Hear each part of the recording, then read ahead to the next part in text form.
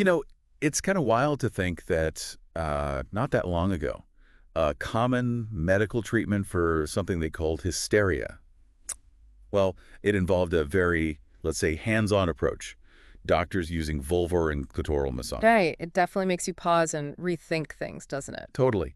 And it kind of sets the stage for what we're diving into today, the whole world of sex and pleasure. We're using a guide from a real pioneer here, Good Vibrations. Yes. Good They vibrations. started out in San Francisco back in the 70s with what was then a pretty radical idea, Yeah. that pleasure, self-love. That's for absolutely everyone.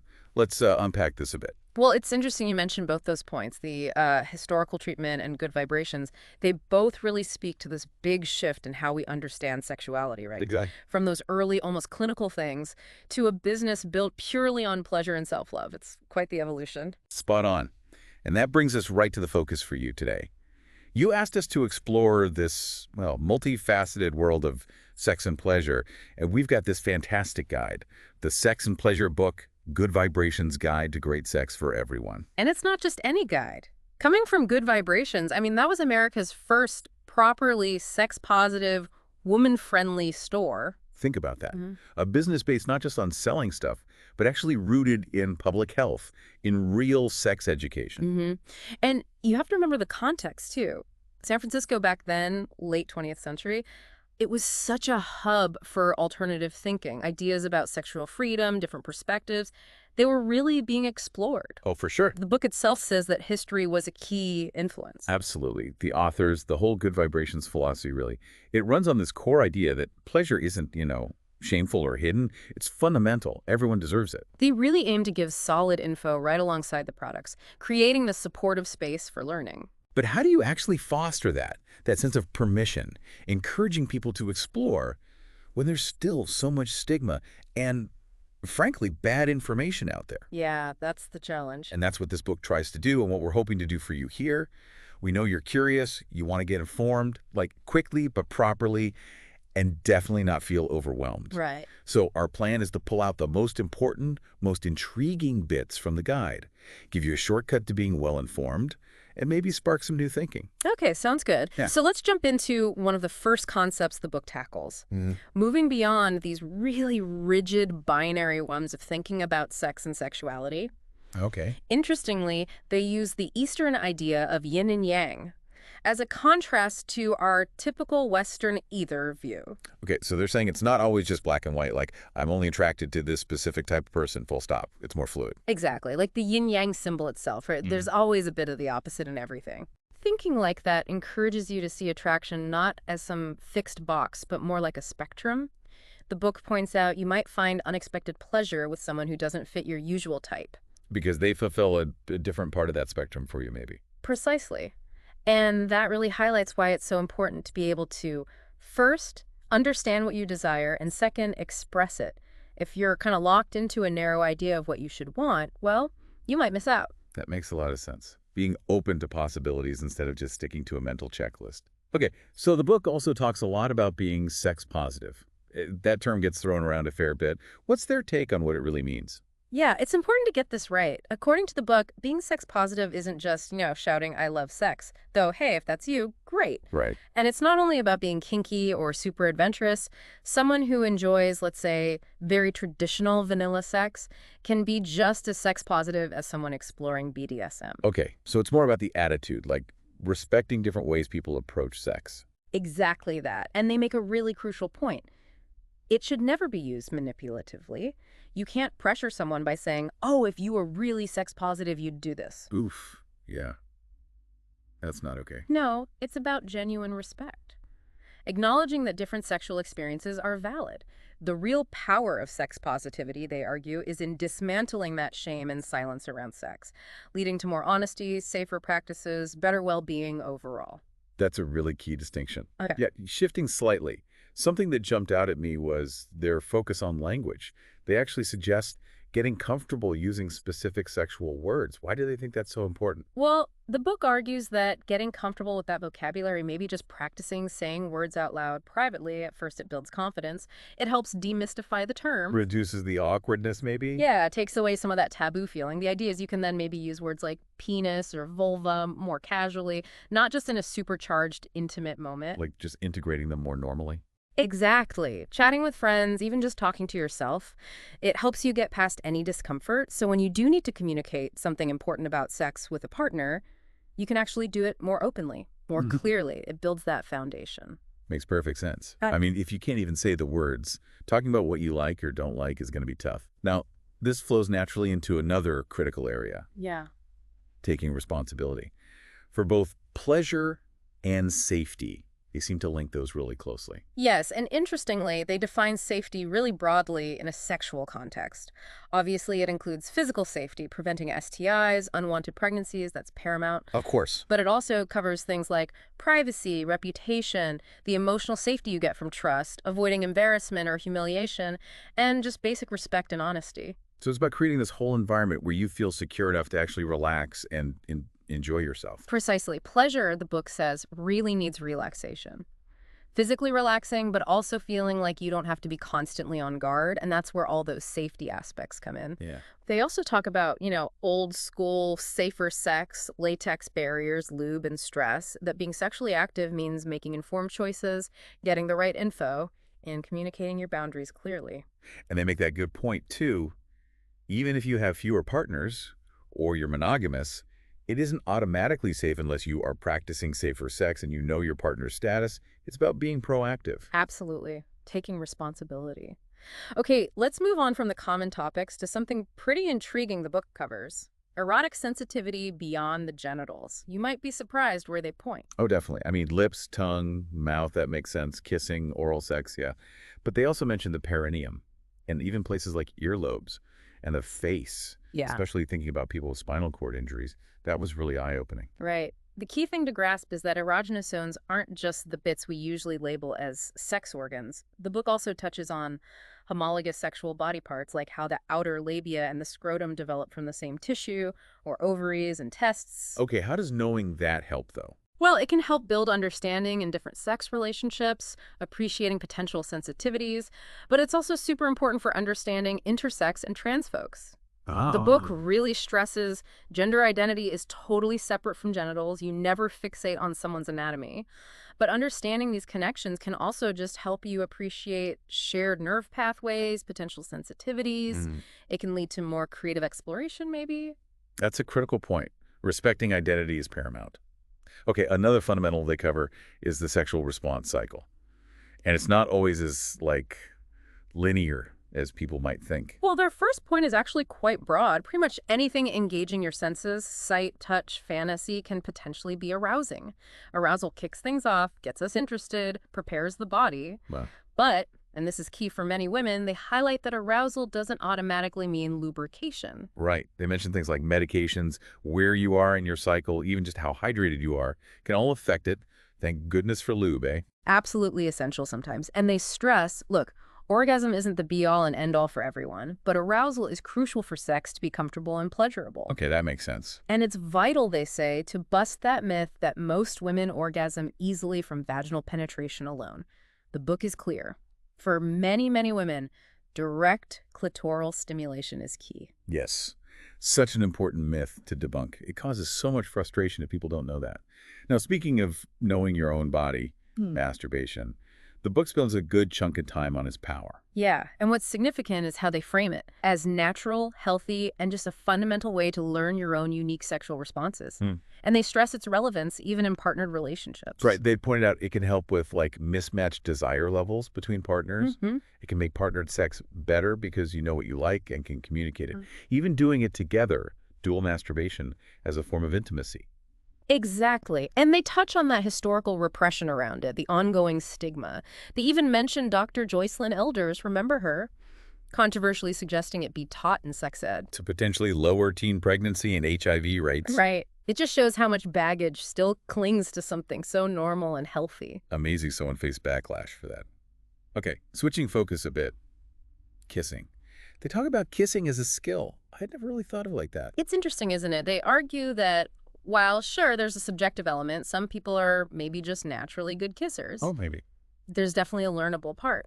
They encourage you to actually think about your own kissing style, what you enjoy. And to, like, talk to partners about it, Mm. even if it feels a bit awkward at first. Mm. Hey, maybe less tongue initially kind of thing? Precisely. And paying attention to nonverbal cues, too, they suggest starting slow, gently.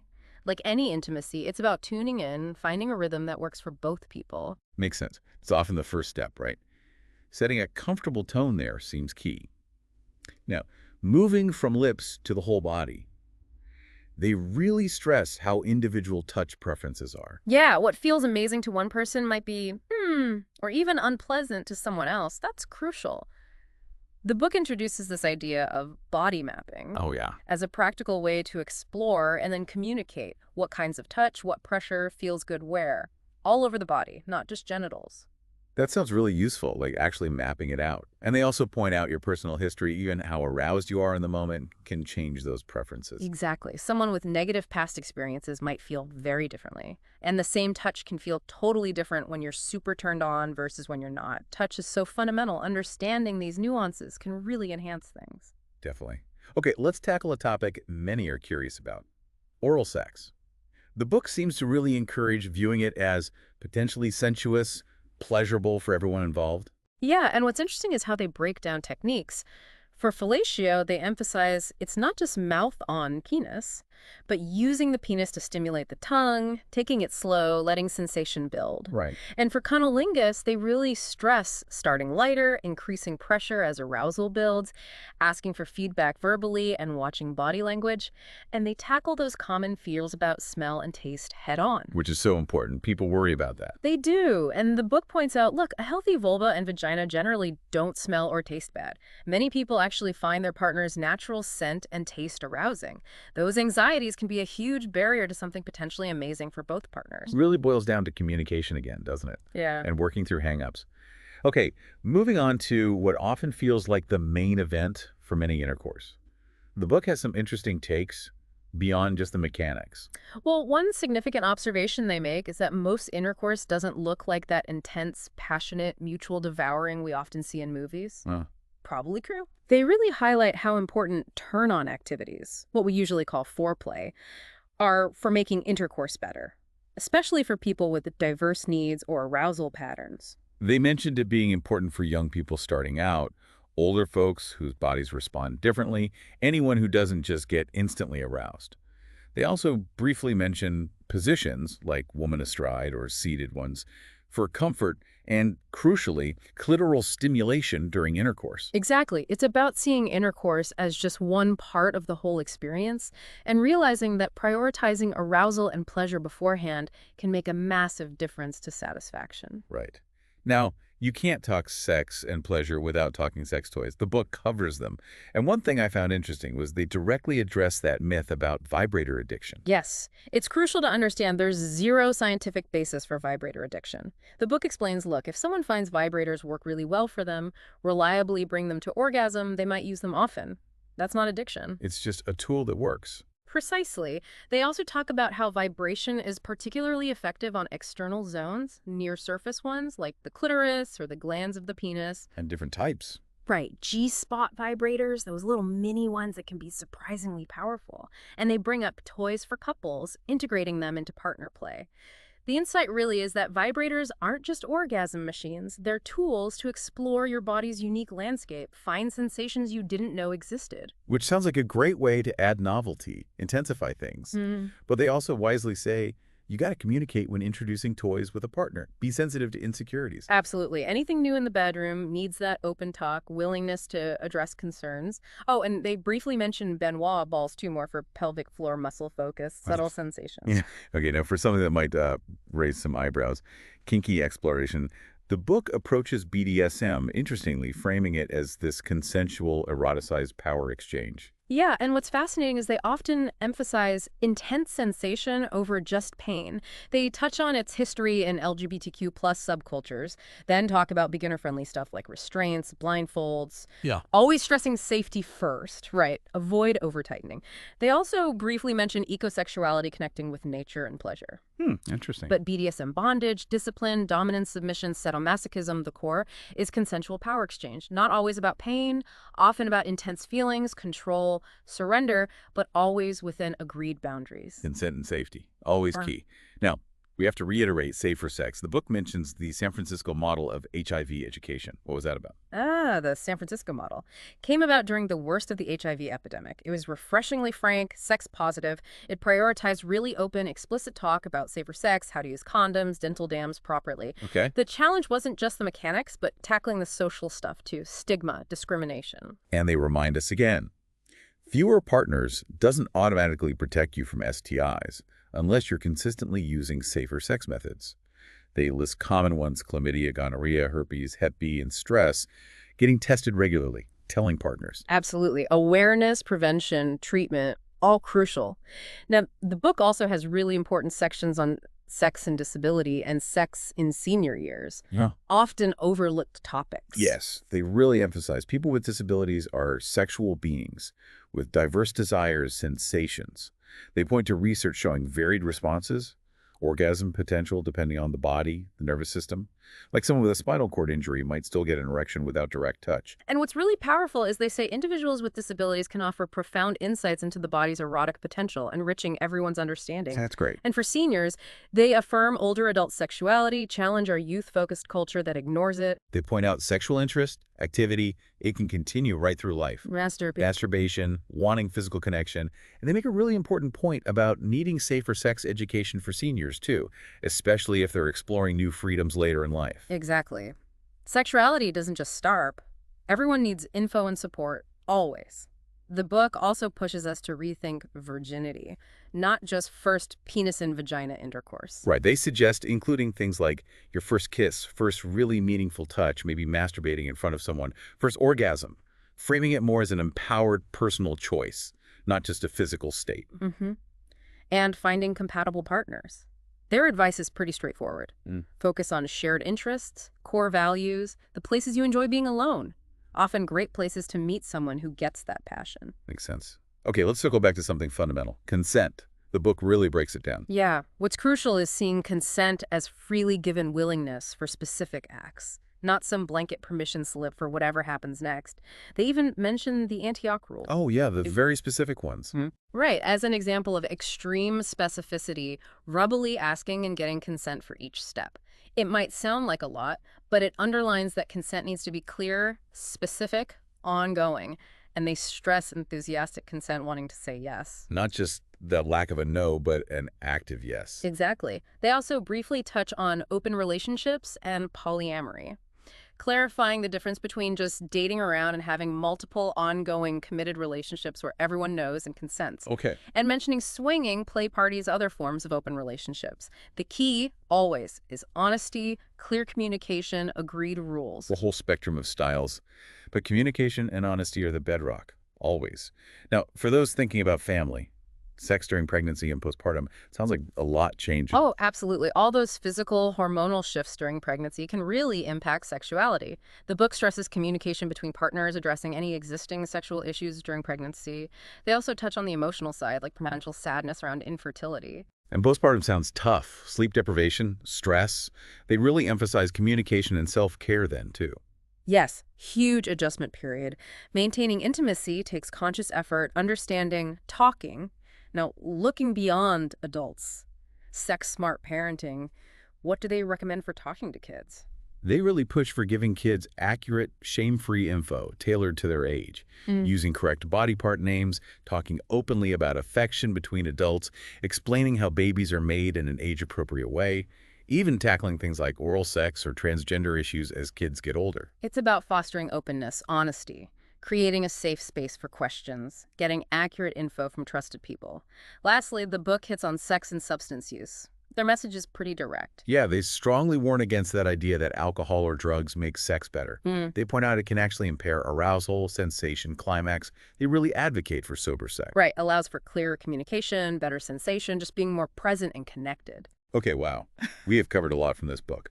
To wrap things up, what are maybe the biggest takeaways you'd want our listener to hold on to? Gosh, okay. I think, well, number one is self-awareness, knowing your own body, desires, boundaries, and then equally important is clear, honest, ongoing communication with partners. Always. Mm-hmm.